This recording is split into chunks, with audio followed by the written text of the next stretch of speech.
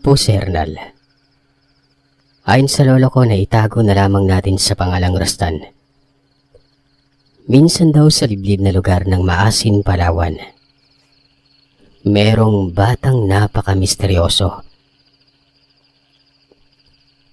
Hindi alam ng mga tao sa lugar kung may pamilya ba ito o kung may sariling bahay. Bigla na lamang umanong sumusulpot ang batang yun sa gubat. Bababa ng nayon at gagala-gala. Hindi naman umano baliw dahil marunong itong magsalita at makitungo. Kung hindi nagkakamali, si Hernal ay nasa edad 15 taong gulang na ang kanyang lolo Rostan. Ito yung mga panahon kung saan umiral ang bata na yon. Bali dekada 70 umano ito. Magsasaka sila Rostan. Iba't ibang pananim ang kanilang pinagkakaabalahan. Mga mais, gulay at may maliit na bahagi sila ng palayan. Itong sakahan nila ay dito parati dumadaan ang bata. Palangiti tapos magalang din. Pero kapag tinatanong kung anong pangalan ay hindi naman umano nagsasalita. Ngumingiti lang. Bali ganito. Maliit na nayon lamang ang kanilang lugar na nilalangkupan ng ilang kabayan. Nasa gubat banda ito ng Maasin. Mga 1 kilometro lamang ang layo. Gubat na. Hindi pa ganoon kalawak ang mga sakahan noon sa lugar. Bali makahoy pa ito. Hindi katulad ngayon na marami na ring magtatanim. Yung bahay nila, maliit lang at sapat para sa isang maliit na pamilya. Isang palapag lamang ito na mayroong silong. 4 sila. Ang mga magulang niya itago na lamang natin sa pangalang Nanay Kurya at Tatay Tading. Ang kapatid naman na panganay ay si Kuya Danso.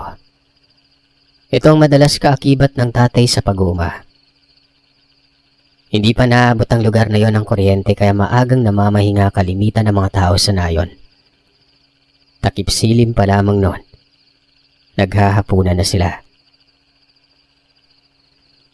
Tuwing araw ng Sabado at Miyerkules, nagpapakita umano yung batang ito. Ayon kay Rostan, inaabangan niya ito dahil gusto niyang malaman kung ano ba talaga ang nakatagong misteryo sa batang yon. Hanggang sa isang hapon, napadaan uli yung paslit. Kasalukuyang papauwi na sila Rostan galing sa Maisan. Saktong papauwi din itong batang ito. Kung kaya naman nagpang-abot sila sa may daan. Ang kasama ni Rostan ay ang nanay niya. Binati pa niyang bata tapos nagmungkay sa nanay na mauna na ito. Nagpaiwan si Rostan noon. At nang makalayo ang ilaw ng tahanan, kaagad niyang sinundan itong batang ito. "Shh! Hoy! Sandali!" tawag ni Rostan. Huminto naman ang bata. Nakangiti pa ito habang nakatitig sa kanya. "Bakit kuya?" tugon ito. Sabi naman ni Rostan ay kung papauwi na daw ba itong paslit na ito. "Ay oo. Magdidilim na kasi, tsaka ihahatid ko itong nabili kong tinabal. Pang-ulam ko kuya." May bitbit itong bata na maliit na supot. Ang laman nito ay isdang inasinan o sa lokal ay tinabal. Nagtanong si Rostan kung saan nakatira. Nagkunwari siyang nag-aalala. Sinabi niya ding hindi ba natatakot ang bata sa dilim. "Naku, hindi kuya. Sige po, alis na ako. Tsaka malayo pa po kasi yung amin. Doon po, doon. Doon kami nakatira." "Kalayo naman pala. Teka, malalim na gabi ka na makakarating ron." May daman naman po na madali kuya." "Sige po." "Sandali, anong pangalan mo?" Pero hindi na lumingon sa kanyang paslit na yon. Dire-diretso ng lakad hanggang sa mapadako na ito sa dulo at nawala na lamang nang mapadaan sa masukal na daan. Naglalaro sa isip ni Rostan kung ano at sino ba itong paslit na ito. Sa dami ng nagtanong, wala ding nakuhang impormasyon sa kung ano ang pangalan. Bagaman sinasabi ng bata na sa ganong direksyon ito nakatira, pero may sumubok ng hanapin ang bahay nito, pero walang bahay sa bandang yon. Pagka-uwi sa bahay, kinausap ni Rastan ang kanyang kapatid na si Kuya Danso. Madilim na at kasalukuyan sila noong nagliligpit na mga hayupan. Kuya, tingin mo, saan kaya nakatira yung batang laging napapadaan dito? Yung maliit? Parang 8 anyos pa yun eh. Ayun ba? Nako, mababaliw ka na lang sa kakaisip. Ewan ko kung bakit sumulpot na lang yung batang yan. Sabi ng ilan, baka anak daw ng engkanto. Teka, nakapagsaing ka na ba? Loko ka, mamaya lang darating na si tatay. Tapos na ako magsaing. Bakit hindi kaya natin alamin yung pagkatao niya, kuya, no? Binabagabag ako eh. Tanong ni Rustan. Saglit na nagkaroon ng katahimikan. Makikitang tumatango si Danso pero nakasimangot ang mukha niya. Ang lalim ng iniisip nito. Hanggang sa nagmungkahi itong pumasok sila sa loob. Walang sinabi na nablangko tuloy si Rustan noon. Napailing ito at hindi na lamang nagsalita pa. Pero sumunod umano na araw ay habang naghahanda na noon si Rustan sa mga kagamitan para sa uma, lalo na mga pangpataba, tinawag siya ni Danso. Ang sabi nito, pagkaalis umano ng mga magulang nila, ay pupunta nila ang bata. Hindi niya alam kung bakit yon ang bumungad kay Rustan. Napaisip siya nun. Parang nagka-interest din itong kuya niya doon sa batang yon. Hindi naman siya umimik pa. Noong makaalis ang mga magulang, kagad silang umalis. Doon ay nagulat si Rustan nang may sinabi sa kanya si Danso. Hindi to. Yung bata umano, ang pangalan ng batang yon ay Victor. Nagpakilala ito sa kanya noong minsang gumala ito sa gubat at tinulungan ang nanay nila na tila mamamatay na dahil sa hindi na halos makapaglakad. Halatang may malalang sakit umano ang nanay ni Victor pero hanggang doon lang at hindi niya alam kung saan nakatira.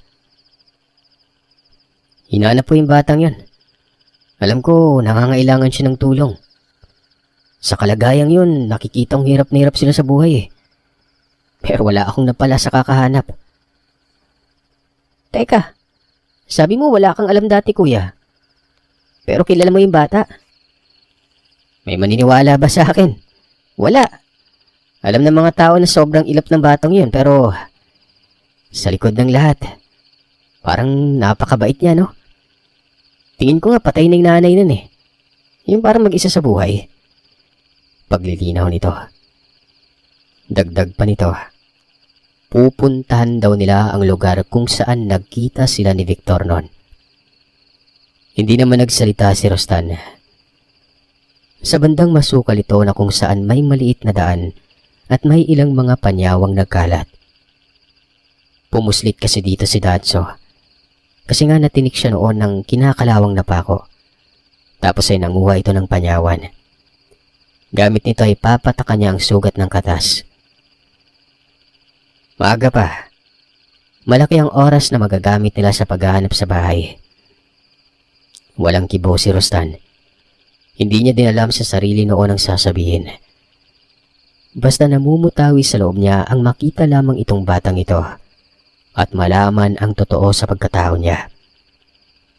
Bagamat may isiniwalat sa kanya si Danso pero iba ang nasa isip ni Rustan. Imbis na maawa, misteryo at hiwaga ang iniisip nito. Ilang saglit pa ay nakarating na sila sa lugar kung saan nagkalat ang mga panyawan. Tinuro ni Danso ang daan. Halos hindi na ito makita dahil nilukob na ng mga damo. Dito kami nagkita. Diyan yung daan na tinahak nila nun. Binagtas nila ang daan na yon. Hinilamos nila makakating damo, kagaya na lamang ng anipay. Sobrang layo na ng narating nila. Sabi ni Danso ay hindi pa niya naabot ang lugar na ito. Mabababa lang naman ang mga kahoy, kaso ang nagiging pahirap ay yung mga damo at baging na makakate. Naiisip ni Rostan na kung ganitong kasukal at kalayo ang bahay, mukhang hindi na pangkaraniwang yon. Ramdam niya naman yon kahit pa nga sa pagkilatis niya sa bata, pero yung hinalang yon, parang nagkaroon umano ng kasagutan. Inabot na sila ng tanghali. Pumuslit sila sa isang patay na ilog. Nagbabaka sakali na baka may bukal. Uhaw na umano sila noon dahil hindi sila nakapagbaon ng tubig. Wala ding kain-kain, pero hindi naging dahilan yon para tumigil sila. Mabuti na lamang at may mga ligaw na niyog. Kahit papaano'y nagamot ang uhaw. Kapwa naman silang may baong patalim. Si Danso, palamengko. Maliit na itak nito na kayang isukbit ng hindi mapaghahalataan. Habang si Rosta naman ay kutsilyo lang. Noong pababa na raw ang araw nun, nakakita sila ng taong tumatakbo. Kaagad din itong naglaho nang makapasok sa may liblib. Sa kabilang bundok umano yon. Tanaw na tanaw nila dahil ang katapat na burol na kung saan sila naroroon ay napakalapit lang. Nagtanong si Rostan kung nakilala ba ito ni Danso. Ang sabi naman ni Danso, mabilis na nawala kaya hindi siya sigurado kung si Vic ba yon. Kagad na nagkasundo ang dalawa na pupunta nilang kabila, pero dapat ay magmamadali sila. Nakakatiyak kasi silang gagabihin sila sa pag-uwi kapag nagtagal pa sila doon. Nang makarating sila sa kabila, may natatanaw ang magkapatid na bahay noon. Nasa baba sila at ang bubong lang ang nakikita nila. Nang malapit na sila ay biglang nagpakita itong batang ito. Nakabungad ito sa isang bato. Nakatungtong iyon at nakatitig sa kanila. Kinawayan ito ni Danso tapos tinawag din ito ni Rostan. Pero sa kabila ng lahat, hindi umano sumasagot ng bati itong si Vic. Bagkos, para bang sobrang nag-aalala yon. Makikita sa reaksyon ng bata ang pagiging aligaga. Ano kayang nangyayari sa batang to? Parang takot na takot ah, sabi ni Danso. Mukha nga kuya. Tingnan mo parang tatakbo pa oh. Pero nagpatuloy sila sa paglalakad nun. Hanggang sa bumungad na sila sa pinagtutungtungang bato ni Vic. Dito na nagsalita ang bata. Tanong nito kung ano ba daw ang ginagawa nila sa lugar. Malapit na umanong maggabi at mapanganib ang lugar na yon. Ikaw pa tong nag-aalala. Kami ngayong natatakot para sa'yo eh. Kamusta ka na? Sabi ni Danso. Bumaba ng bato itong si Vic. Lumapit sa kanila at pinipilit silang umuwi. Basta delikado man ang lugar. Hindi kami natatakot dito. Ano ka ba? Kami ang natatakot at nag-aalala sa kalagayan mo. Kamusta yung nanay mo? Kayo ang sadya namin eh. Ayos lang naman siya kuya.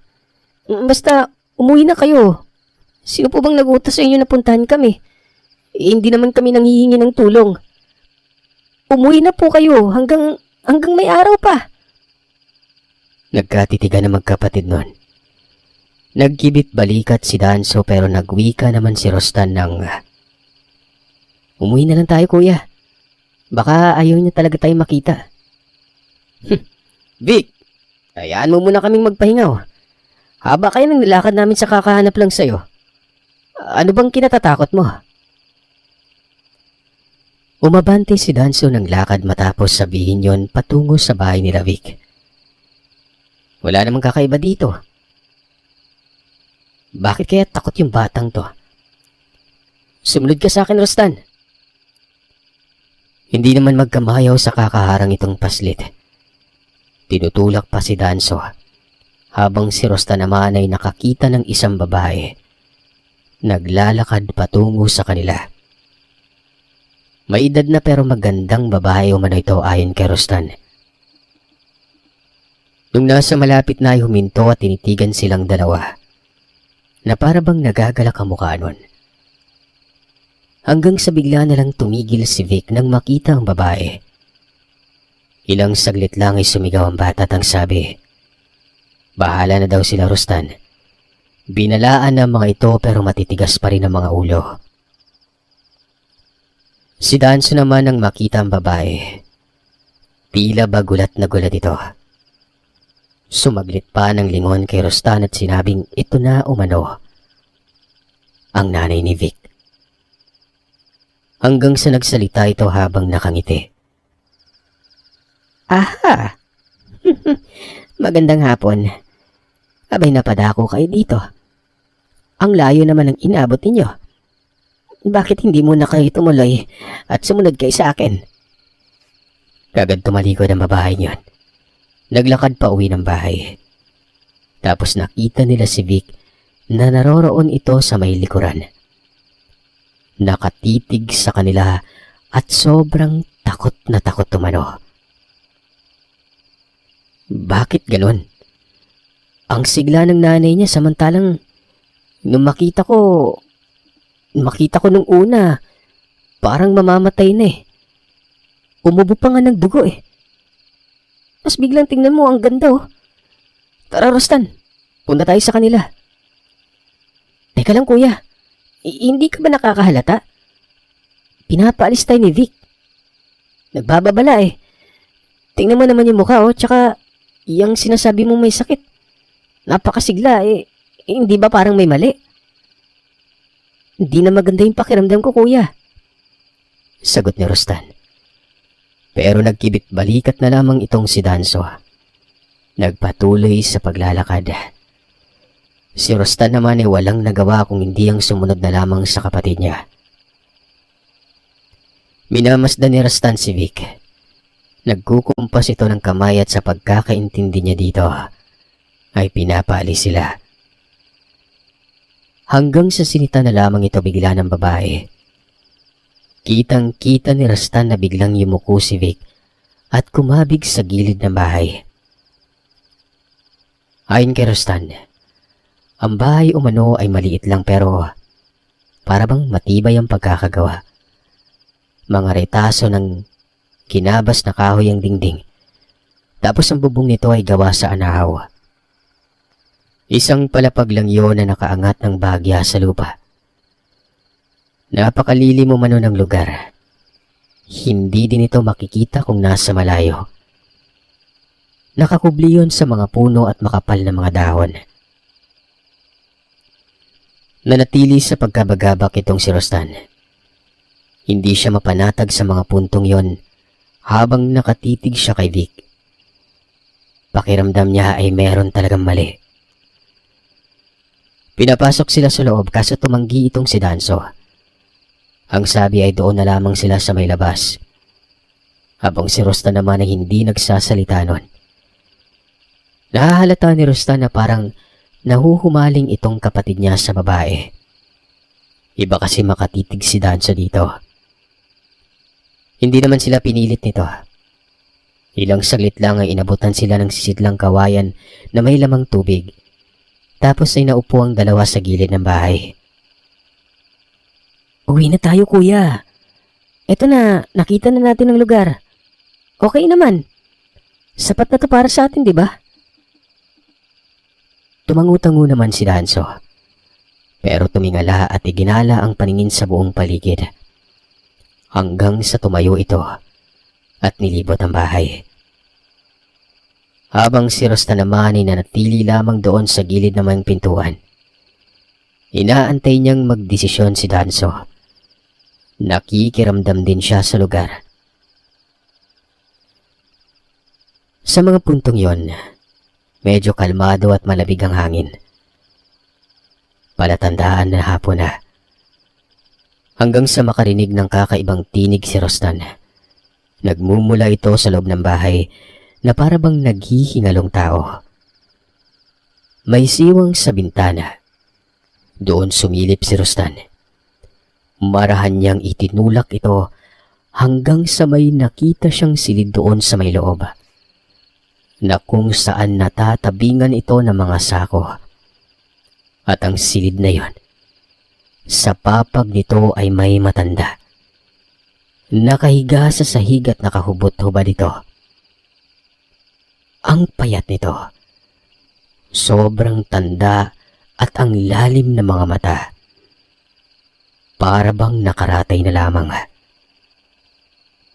Maya-maya pa ay sumambulag sa kanya ang napakabahong amoy, kung kaya naman napatakip ng ilong itong batang ito. Napakasama umano ng samyo na yon na masahol pa sa nabubulok na hayop.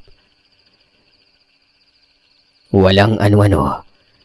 Bigla na lamang dumungaw yung babae. Nakasimangot ang mukha nito.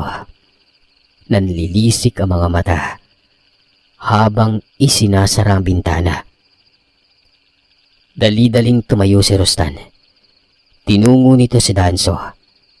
Naroroon naman sa likuran ng kapatid na kinakausap ang bata pero hindi nagsasalita si Victor.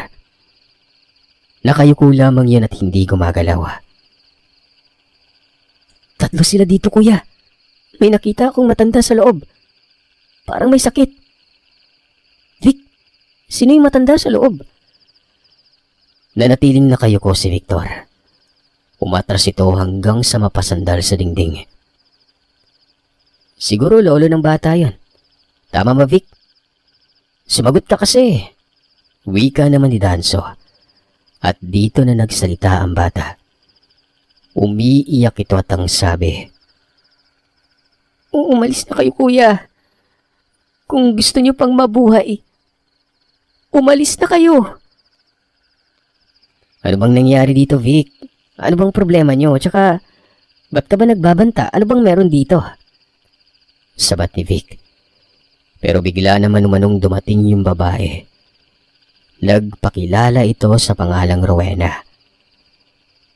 Nagkatitigan ng magkapatid. Umalis ka dito, Victor. Wala ka namang nagagawang matino. Tinatakot mo yung mga tao eh. May dapat bang katakutan dito? Ay, umalis ka nga. Walang respeto yung mga bisita yan.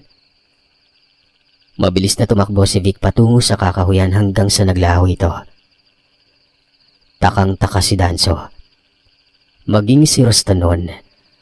Para kasing hindi anak kong ituring ang bata kung kaya naman nagtanong si Danso kung anak ba umano ni Rowena si Vic noon. Ayon naman sa babae ay hindi umano. Anak umano ito ng kanyang kapatid na tampalasang pagkababae. Pero namatay na umano yon kaya siya ang nagpalaki sa bata. Ganun po ba? May problema ba sa kanya kasi noon pa na parang ang ilap niya sa amin eh. Napaka-misteryoso. Ang mga tao kung ano-ano na lang yung iniisip. Na kesyo engkanto daw yung bata. Hindi naman kami naniniwala din ng kapatid ko. Tapos nung nakaraan pa, di ba mahina yung pangangatawan mo? Kala ko po may nangyari sa inyo eh. Tapos ito, nakita kita masigla naman. Ito din naman talaga yung sadya namin sa lugar. Kasi nga, naniniwala kami na nangangailangan ng tulong ang bata. Kaya hinahanap po namin. Ako nga pala po si Danso. Ito si Rustan. Maganda po pala kayo, no? Wala na. Kumpirmado. Nahuhumaling nga itong si Danso. Lalo't na lamang hindi anak si Vic. At iyak kahit may edad. Dalaga pa naman ito. Napabulong na lamang si Rustan sa sarili. Napapatol yata ang kuya niya dito sa matandang ito. Ilang saglit pa ay tumawa umano ang babae. Ang sabi, inimatay lamang daw siya noon kasi nga sobrang init ng panahon. Wala naman daw siyang sakit. Ang may sakit ang tatay niya. At ito ang nasa loob umano ng bahay na nakita ni Rustan. Tatay ko yun, Rustan. Pasensya na at Pinagsaran kita ng bintana, ah. Nakakahiya kasi isipin na may sumilip tapos nakahubot-tubad ang tatay ko. Dagdag pa ni Rowena. Wag na lamang umanong umuwi ang dalawa kasi nga, gagabihin ng mga ito. Siguro ay binibigyan silang babala ni Vic kasi itong si Vic ang swito o siya ang nakakaalam sa gubat. Madalas kasi itong ginagabi at nalaman ito na may aswang sa lugar. Ayon pa kay Rowena, mabangis daw ito at minsan nang napadaan sa kanilang bahay. Uwi na tayo, kuya. Sige na, pagagalitan tayo nila nanay at tatay. May aswang daw dito, oh. Di yun magagalit sila nanay, akong bahala. Bukas ng umaga tayo uwi. Sus, natatakot ka sa aswang. Noon pa yun pero ngayon wala na. Nung umalis si Rowena, sumunod si Danso. Tinawag pa ito ni Rostan pero hindi siya pinapansin nun. Nakita ni Rostan na pumasok ng bahay ang kapatid niya pero ilang saglit lang ay lumabas na kagad ito at nagreklamo. Sabi nito sa kanya, mabaho daw sa loob. Mabaho talaga, kuya. Naamoy ko din yan kanina, eh. Hindi ko alam kung anong nakain mo, kuya, ah. Trip mo ba yung babae? Hindi ka ba kinikilabutan? Paano kung yun yung aswang? Hindi ka ba nakakahalata sa mga babala ni Vic? Hindi kaya siya yung dahilan kung bakit takot yung bata para sa atin? Hinaan mo nga yung boses mo, Rostan. Baka marinig ka pa ni Rowena. Huwag kang mamaratang. Pero napakabaho talaga eh. Siguro malala yung sakit ng matanda doon. Parang doon galing yung baho eh. Basta dito muna tayo. Ako nang bahala. Basta wala ng aswang, ano ka ba? Wika ni Danso. Pagsapit ng dilim nun, nagsiga umano itong si Rostan sa labas. Sa kadahilan ng ang dami umanong lamok. Pero nagalit itong si Rowena at ang sabi, may sakit umano ang tatay niya at bawal ito sa usok. Kung kaya naman dali-daling pinatay ni Danso ang apoy. Ang tanglaw lamang noon ay ang maliit na gasera na nakasabit sa may bandang bintana. Hindi pa bumabalik si Vic sa puntong yon.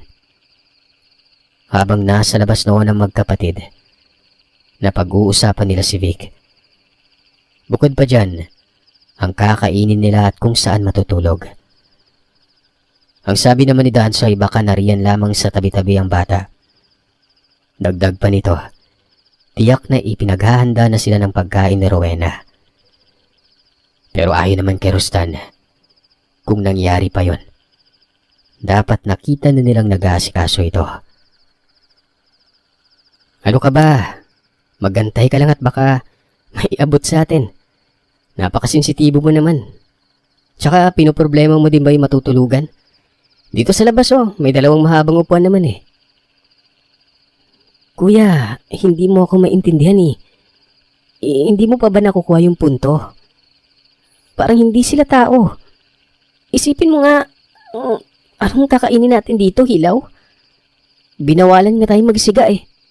Tingin mo magluluto yung babae? Walang ano-ano ay bigla na lamang sumulpot si Victor. Nagulat pa ang dalawa. Gawa nang nagmula ito sa gilid at sobrang dilim ng parting yon. Ganoon na lamang ang pagkawindang nila nang may sinabi itong batang ito. Yung matanda umano, aswang. Hindi daw yung tatay noong nagpakilalang Rowena. Bagkos, yun mismo ang asawa ni Rowena. Nililin lang lamang umano ang dalawa kaya nagmuka itong hindi matanda sa kanilang paningin. Dagdag pa nito, huli na ang lahat. Dapat ay kanina pa daw sila umalis. Tiyak na ilang saglit lang ay pagpapatayin na umano sila. Maging si Rowena umano. Isang aswang. Hindi kaagad nakapagsalita ang dalawa. Hanggang sa sinabi ni Victor na sumunod daw ang magkapatid sa kanya. Walang ano-anong sumunod naman sila sa bata noon. Nagtatatakbo sila noon palayo ng lugar. Pagkarating nila sa may bandang baba, nagtago muna sila ng saglit. Eto kasing si Danso ay bigla na lamang ng hina. Nagabol ito ng hininga at lupaypay ang katawan. Nilason ka, kuya. Maghilamos ka ng tubig. Sandali. Doon, may bukal po doon sa unahan. Wika ni Vic. Dali-dali namang inalalayan ni Rostan si Danso. At nang makarating sila sa bukal, binasa ng tubig ang mukha nito. Pagkatapos sumanunon ay nahimasmasan itong si Danso. Nawala ang panghihina ng katawan at paghangos nun. Tila ba napakaraming alam ng bata na hindi maipagkakailang mapagkakatiwalaan umano talaga. At malamang ay totoo ang mga sinasabi nito. Naniniwala na si Danso sa kanya, maging si Rostanon. Victor, sino ba sila? Kamag-anak mo ba yung mga yon?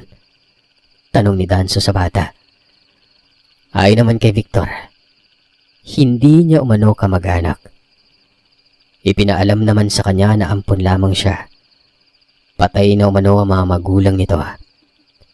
Ito na umano ang kinikilala niyang mga magulang dahil ito ang nakagisna niya. Pero nang matuklasan niya ang pagkatao, ay sinubukan niyang umalis kaso kahit saan siya magpunta, nasusundan umano siya ng mga ito.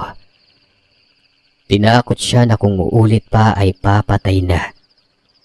Ito umano ang dahilan kung bakit ayaw niyang sabihin ang kanyang pangalan at kung saan siya nakatira.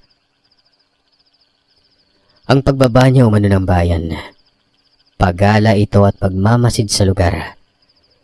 Inuutusan umano siya ni Rowena na alamin kung may mga buntis ba at may mga taong may sakit.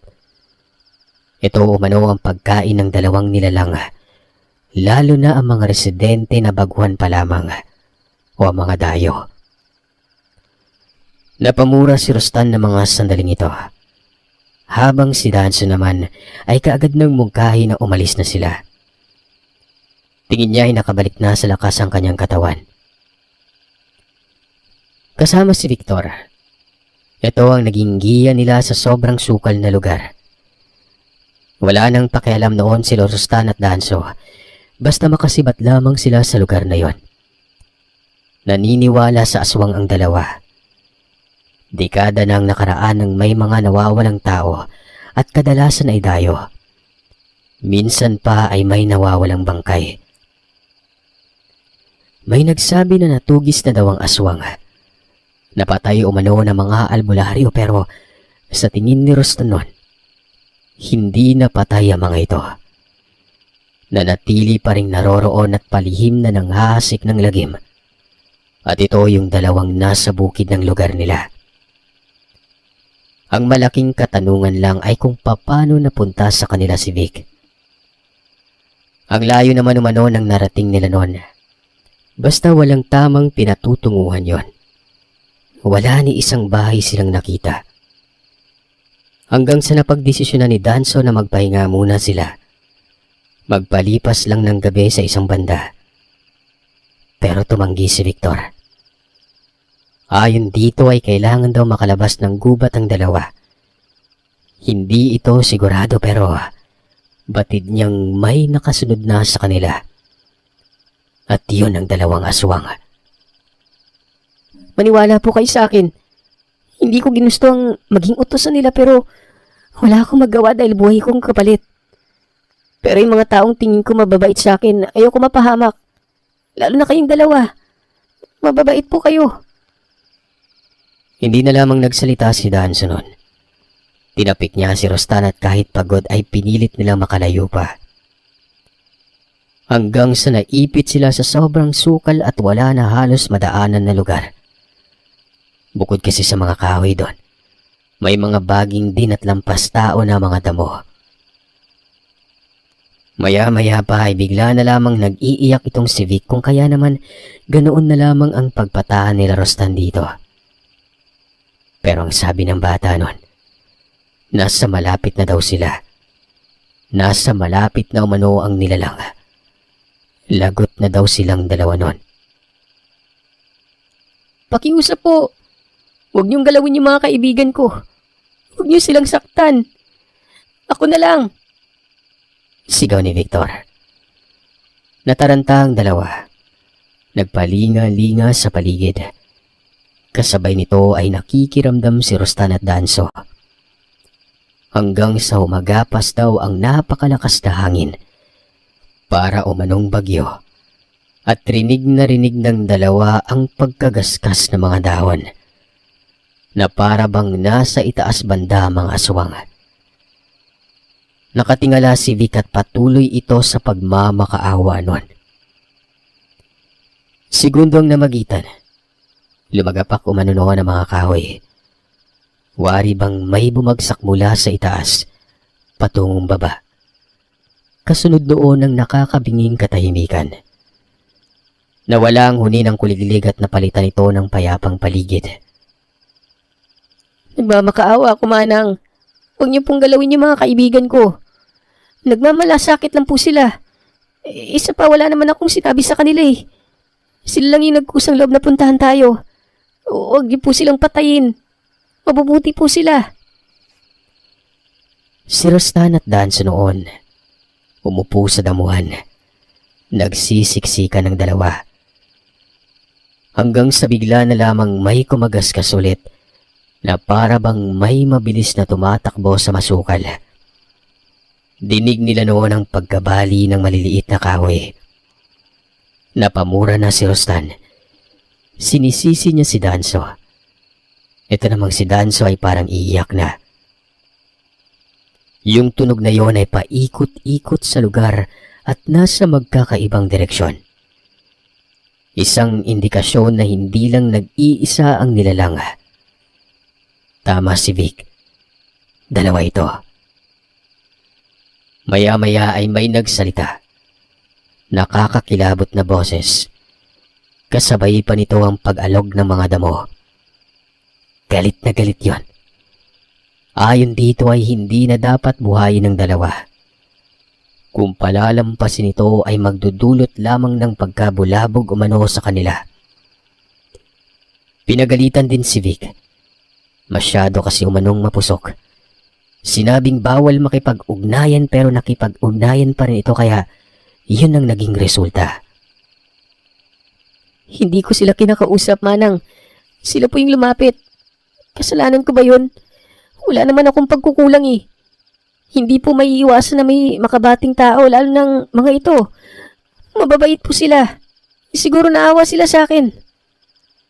Mga kuya, papatayin po kayo. Tumakbo na kayo hanggat makakaya nyo. Ako na po yung bahala sa kanila. Doon kayo sa baba dumaan tapos may mga bahay doon. Mangingi po kayo ng tulong. Mungkahi ni Vic. Hanggang sa hindi malamang dahilan ay biglang tumapang itong si Rostan. Siguro, dala na rin ng matinding pagkatakot na nagdulot ng pagiging desperado. Lalo pat naawa ito kay Vic. Kuya Danso, lumaban na lang tayo. Kung may mapapahamak man lang din, bakit hindi natin subukang lumaban, di ba? Kung iiwan natin dito si Vic, baka patayin siya. Hindi kagad nagsalita si Danso. Pero nawala ang bakas ng pagkatakot sa mukha niya. Tumayo ito. Lumapit kay Vic. Hanggang sa biglang nagpakita ang isang nilalang. Nagmumula ito doon sa masukal. May aninag naman gawa ng may buwan umano noon pero hindi natakot si Rostan. Maging si Danso noon. Bagkos ay dinuro ito ng kamay ni Danso. Hoy, punyemas ka. Subukan mong lumapit at magkakamatayan tayo dito. Napatango si Rostan. Lumapit na din ito tapos binunot ang maliit na patalima na baon niya sa lugar na yon. Mamamatay din naman damay-damay na kumano.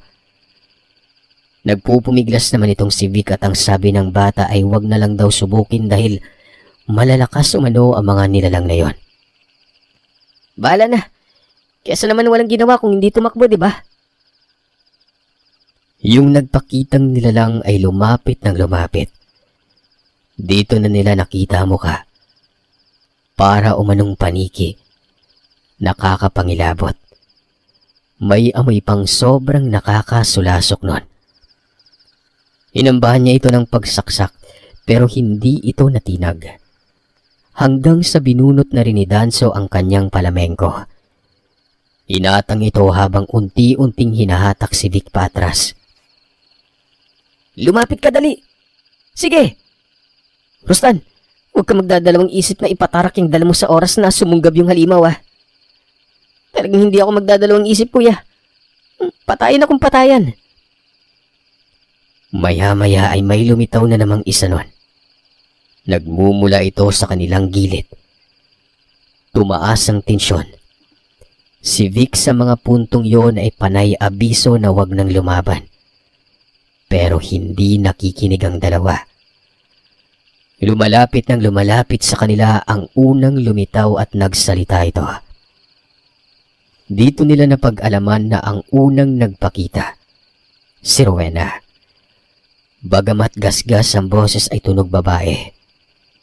At ang sabi pa, maging si Vic noon ay papatay nila.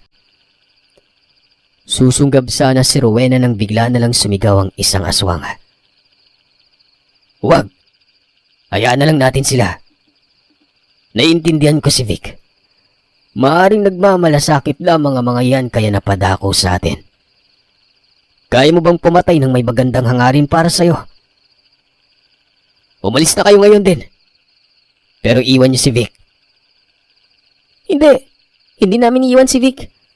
Walang kinabukasan yung bata sa inyo. Isasama ka namin sa ayaw at sa gusto mo, Vic. Atras sila ng atras nun. Akala pa ni Rostan na susunod pa rin si Rowena pero hindi na. Hanggang sa tuluyan umano silang nakalayo. Si Danso ay payapa ng paghinga. Maging si Rostan ay gumaan na rin ang pakiramdam. Ang sabi naman ni Vic, likas na babae tumanaw ang isang aswang. Ito daw ay si Manong Ramon. Ito ang nagtatanggol sa kanya lagi sa pagmamalupit ni Rowena. Kapag may araw daw ay mahina ang pangangatawan nito pero kapag gabi, sobrang lakas umano. Malakas pa sa kalabaw ang pangangatawan. Mukhang pinalaya na nila ako Ang narinig ko sa kanila dati, gusto nila akong palakihin dahil gagawin din daw akong aswang.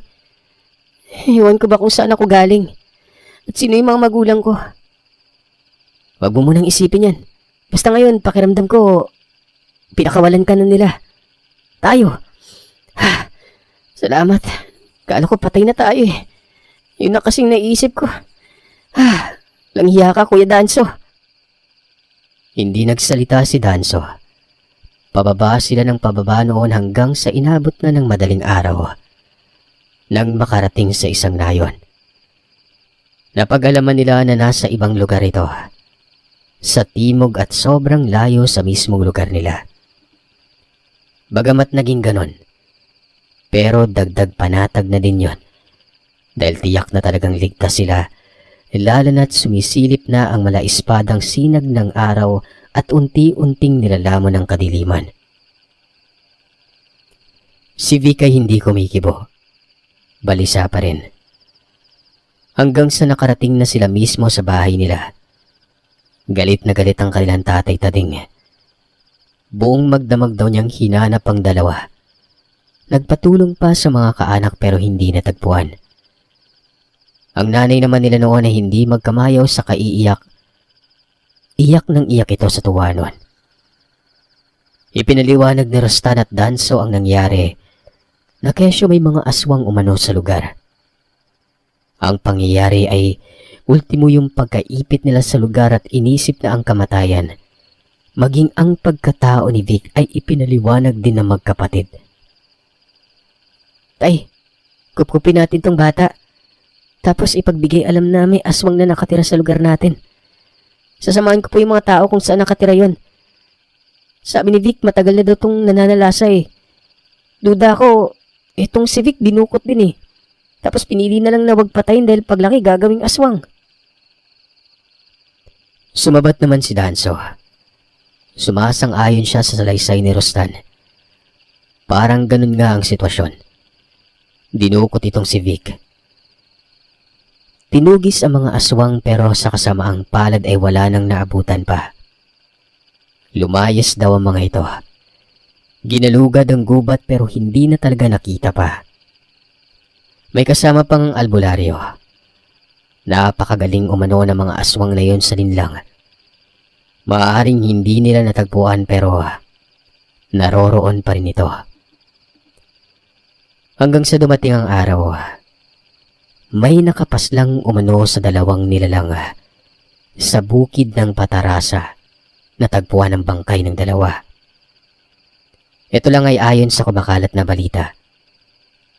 Naniniwala si Rostan na katulad lang din ng dati, dekada nang nakalipas. Minsang may napatay na mga aswang pero ang totoo, baka buhay pa. Sila ang nagtaguyod kay Vic. Napakabait nitong si Vic. Magalang at masunurin. Bagay na masasabing kahit aswang ang kinikilalang magulang ay hindi na impluwensya nito ng kasamaan. Para bang nakalaya mula sa kulungan.